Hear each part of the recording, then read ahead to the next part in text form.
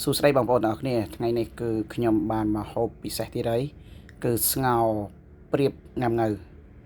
ស្ងោរព្រាបងាំងៅនេះគឺថាមន់ស្រែក៏អត់ដូរដែរបងប្អូនរសជាតិគឺឆ្ងាញ់ហើយបើកម្លាំងទៀត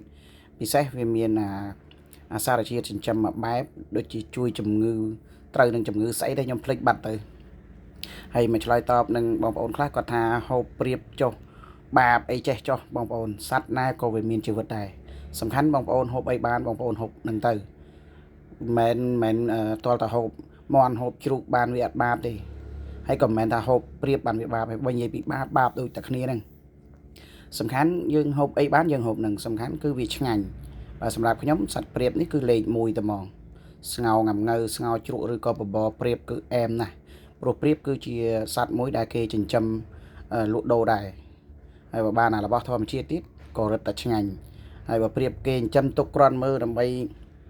លំអផ្ទះគេអានឹងជារឿងរបស់គេទៅអញ្ចឹងវីដេអូនេះមានតែប៉ុណ្្នឹងទេបងប្អូនចាំរងចាំទស្សនានៅវីដេអូវែងទាំងអស់គ្នា